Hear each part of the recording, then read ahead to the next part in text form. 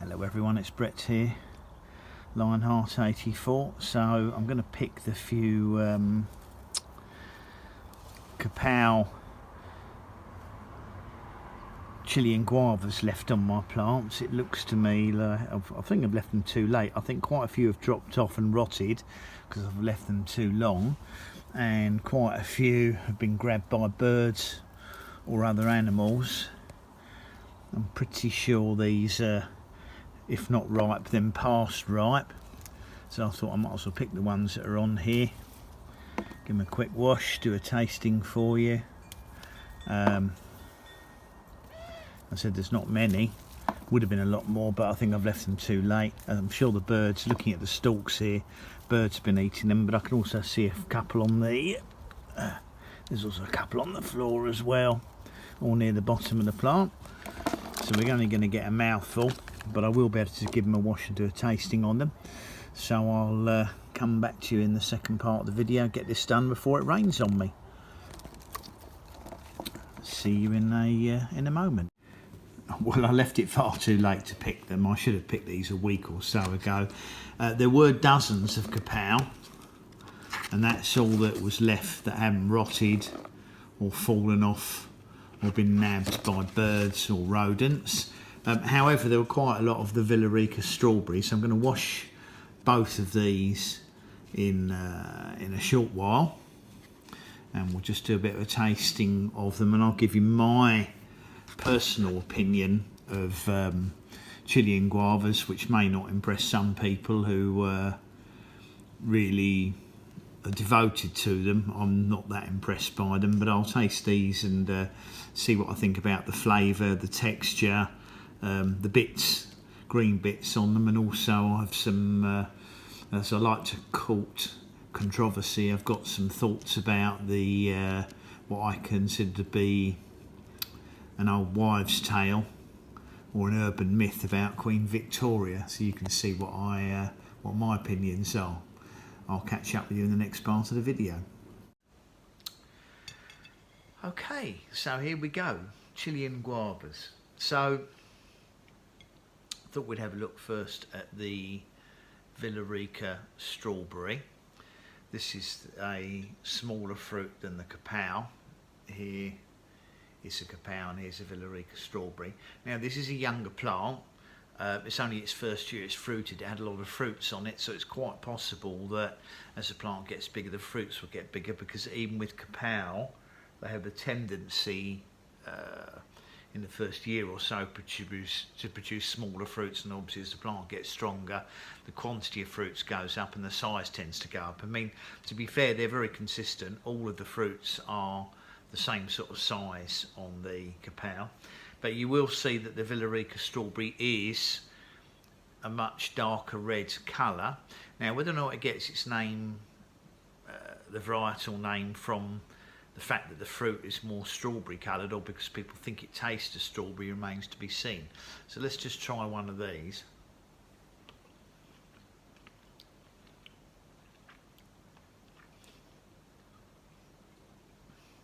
Quite a small fruit. In my opinion, the sugar levels are quite low. They have, to my taste, I don't know if it's the skin. The skin's not soft. It's not soft like a blueberry. I find the skin quite tough on these, and I also think these little sepals, or the calyx, has a bitterness to it. I'm just going to actually see if I can pull these little green leaflets off, which is would be time consuming if you're eating dozens of them, but I think they give the fruit some bitterness. Let's try it without them.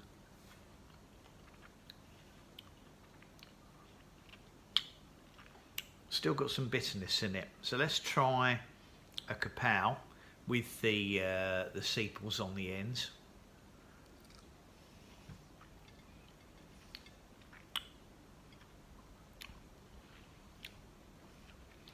I can't really detect any what I call strawberry flavour in it. I just wonder if sometimes people imagine it because of the colour, or because they've heard everybody, because they're so used to everybody saying they have a strawberry flavour, that maybe they think they can taste strawberry.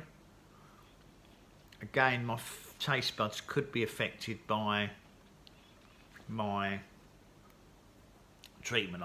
Chemicals I've been obviously having for my chemotherapy. I'll just take the sepals off. In fact, I'll take the whole end cap off this fruit here. Going to eat the fruit with the skin. To my mind, the fruit is, I find the fruit quite a little bit bitter, but I think that's in the skin. So let's try squeezing the flesh out of one and see if it's better without the skin.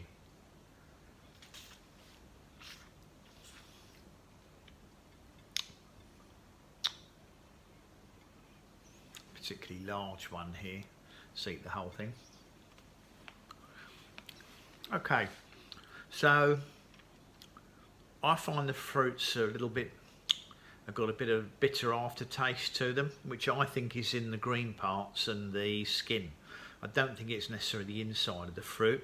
There is some sweetness, but I'm absolutely not blown away by Chilean guavas at the moment. I don't think, from what I've tasted, and it is only now the first proper year that my two plants are producing fruits, but they're nothing special. I mean, all the people who get ultra excited over them, they've obviously got better plants, or they simply like the flavour more than I do, but I'm not overwhelmed.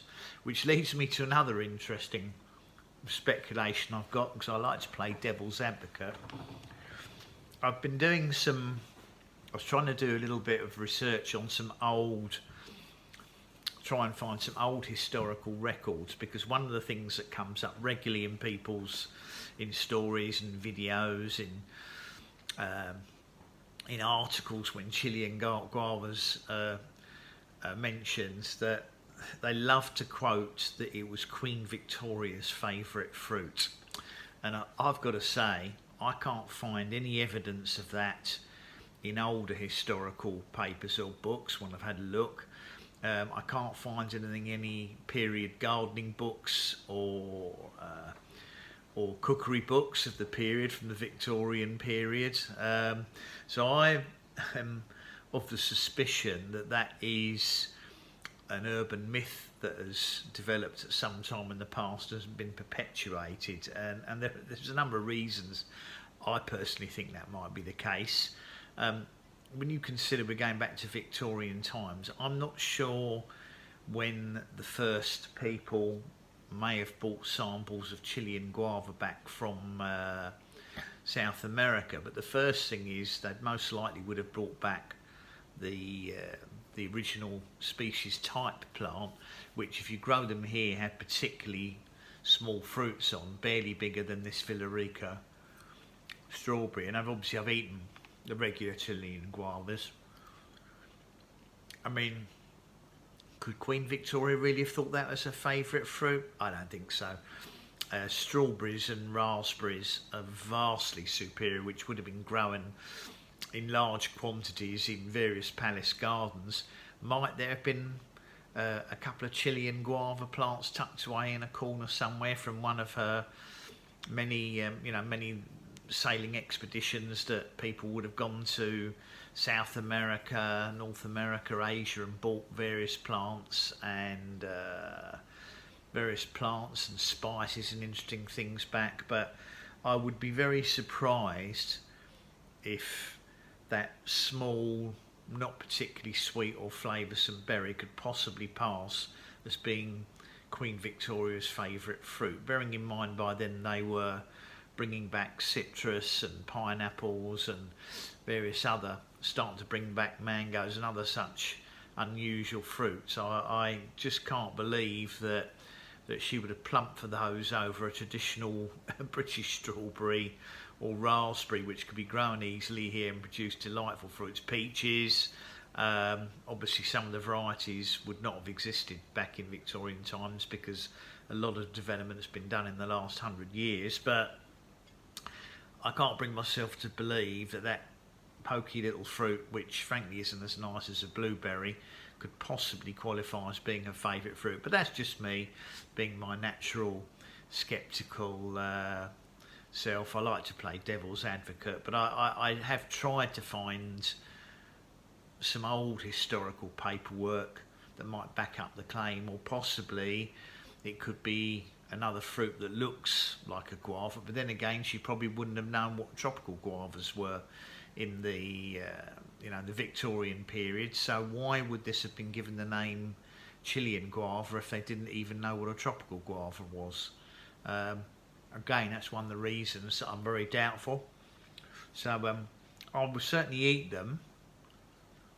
I'll finish off the few I've washed. You can pop handfuls in your mouth, but am I with Queen Victoria on this? I don't think so. I'd love to see an old article, but all of the articles I found that mention that link with Queen Victoria are actually not very old articles. Probably all been written in the last 20 or 30 years. So I just think it's an urban myth. Anyway, that was just that was my taste appraisal of Chilean guavas. They're okay, but there's a lot of fruits I think I can grow in my garden that I prefer more, not the least of which is pineapple guavas. They're a million times better than Chilean guavas, and I'm not very keen on a lot of these bush tucker berries anyway, but of course my taste buds are not the same as other people. A lot of people love that sort of like sour kick, but they're certainly not high sugar content as far as I can tell. In fact, I'll probably measure the sugar content on some tomorrow just to see for my own curiosity. Anyway, sorry if I've rambled on. Thanks for watching the video. I've still got some kapow left, and I've got plenty of the Villarica strawberry. I still think they'll be fine sprinkled on yoghurt or on my cereals in the morning. Please give me a thumbs up. Welcome to share the video if you think there's anyone who might like to disagree with me. I'd be perfectly happy. Please subscribe to my channel. Remember to click on the bell if you want updates on new videos when they come out. See you on the next video. Brett out for now.